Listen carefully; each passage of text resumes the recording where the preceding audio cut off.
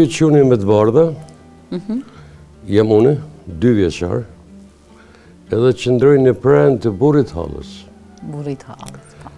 Zoti nuk i kishte falë fëmijë këtyre, edhe baba jam, që kishte vetëm një motër, edhe vetë ishte i vetëm, shpreh vullnetin, dëshirën të më birësonte, ose të më falte në Gjakov që thojmë,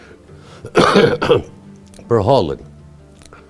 Edhe vjen pathyeshmëria, mirë po, momentin e fundit, ndikon amësia, ndjenja e amësisë.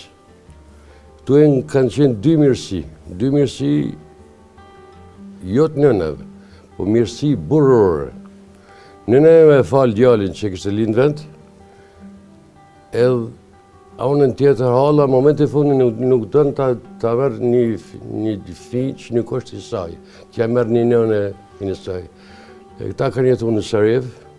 Më thonë, në momentet e fundit, ku vetëm dakordimi ishte ardhur, kjo nuk ndodh. Nuk ndodhe për shkak dy mirësisë. Mirësisë kjo që kishte falë, edhe mirësisë ajo që nuk deshte me marrë një fëmijë të huaj.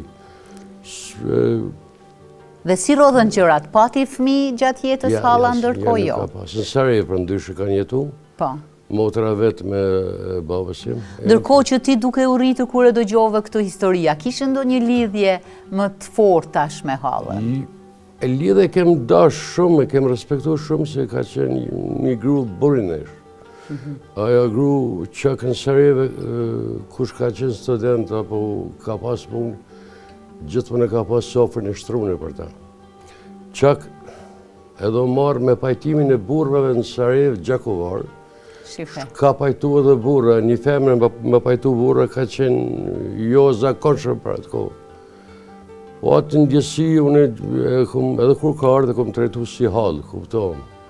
Po, si do qoftë, e vlerësoj këtë mirësit nënës jam edhe babës jam. Kur ta tregoj për herë të parë këtë histori?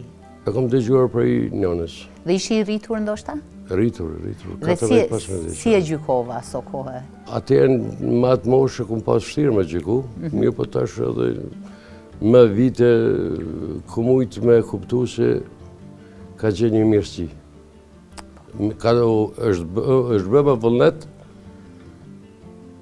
ata me një vajt në fëmijës ose me pas dikën në familje.